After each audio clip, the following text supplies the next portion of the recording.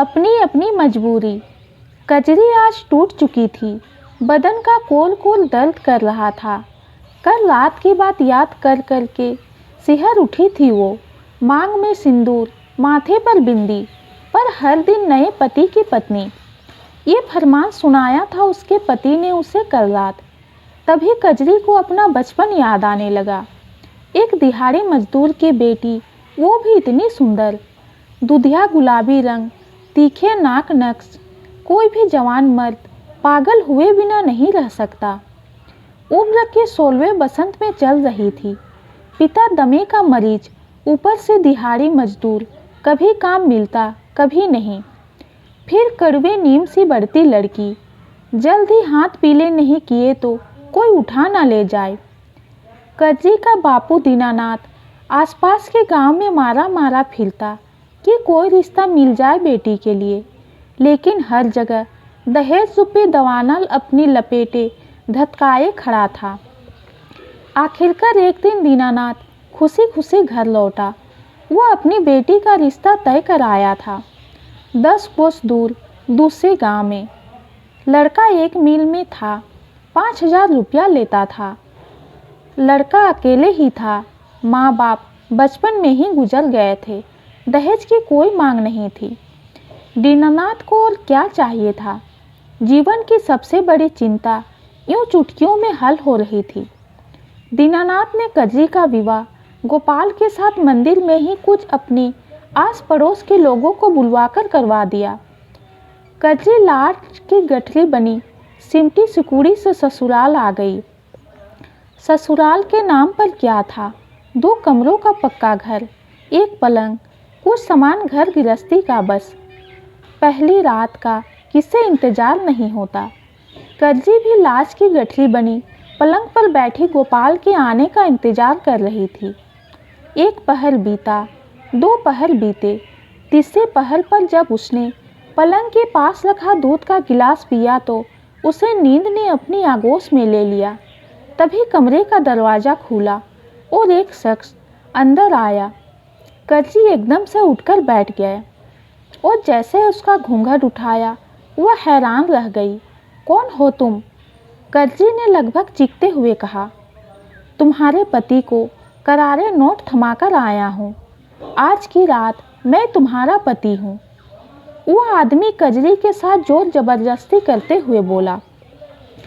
कजरी उस आदमी के चुंगल से सारी रात अपने आप को छुड़ाने का प्रयत्न करती रही, पर छुड़ा नहीं पाई। आधी रात में जब वो आदमी चला गया तो कजरी बातें याद करके रोने लगी कि आखिर ऐसी क्या बात हुई जो उसके पति गोपाल ने उसका सौदा किया।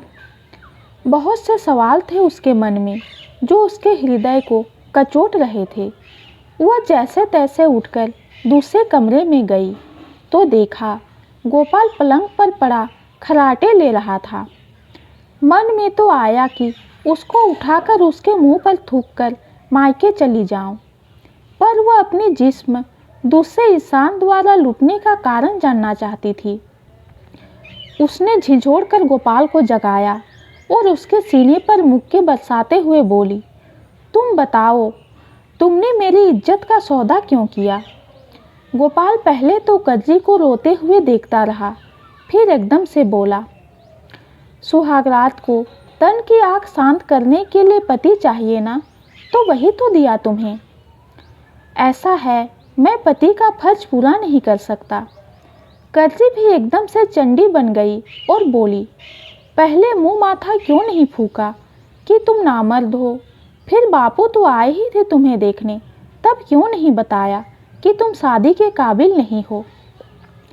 कजरी शेरनी की तरह दहाड़ रही थी। गोपाल ने जब उसका विकराल रूप देखा तो वह अंदर से सिहर उठा। वह मन ही मन सोच रहा था कि अगर इसे सच्चाई पता चल गई तो ये कहीं की भी नहीं रहेगी। वह उठा और खिड़की के पास जाकर खड़ा हो गया और बोला, बचपन से ही गांव में मुझे जनाना हिजड़ा कहकर बुलाते थे। माँ बाप ने इसी गम में खुदकुशी कर ली। तब एक एनजीओ वालों ने मेरी देखरेख की, मेरी 10वीं तक शिक्षा दिलवाई। वहाँ भी मैं कई बार शारीरिक शोषण का शिकार हुआ। मैं वहाँ से भागकर इस गांव में आ गया और मेरी नौकरी लग गई। अपने आप को लोगों के तानों से बचाने के लिए मुझे यही रास्ता ठीक लगा था कि अगर मैं शादी कर लूँ तो कोई मुझे जनाना नहीं कहेगा। मैं कसम खाता हूँ, तुम मांग में सिंदूर और माथे पर बिंदी लगाकर सदा मेरी ब्याहता रहोगी, पर मैं तुम्हें पति सुख नहीं दे पाऊँगा। इस सुख के लिए तुम्हें हर रोज़ गैर मर्द के साथ सुहागरात मनानी होगी। कजरी का गुस्सा सातवें आसमान पर था।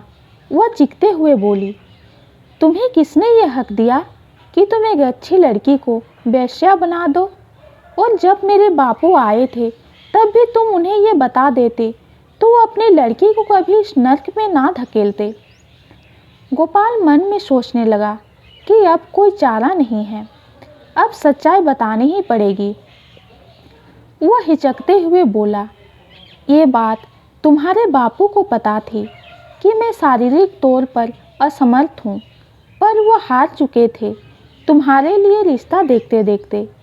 मैंने कोई बात नहीं छुपाई थी तुम्हारे बापू से, और हाँ, मैंने ये भी बता दिया था कि मैं इसका सौदा किया करूँगा। तब तुम्हारे बापू ने पता है क्या कहा? कजरी आंखों में पानी भरकर बोली, क्या? यही कि आधा हिस्सा मुझे उनको देना होगा। गोपाल ने पूरा जोर लगाकर अंतिम वाक्य बोला। कजरी तो जैसे अर्श से फर्श पर आ गिरी। उसका खुद का बाप और पति ही उसके जिस्म के दलाल बन चुके थे। वह चुपचाप अपने कमरे में चली गई। सुबह हो चुकी थी। कजरी अपने कमरे से बाहर आई, रोज की तरह घर का काम निपटाया और एक बार फिर से नए पति की दुल्हन बनने चल पड़ी, ताकि पति और पिता के पेट की क्षुधा शांत हो सके। ये छोटी सी कहानी आपको कैसी लगी कमेंट में ज़रूर बताइए। कहानी पसंद आती है तो चैनल को लाइक और सब्सक्राइब कीजिए। कहानी सुनने के लिए आपका बहुत बहुत धन्यवाद।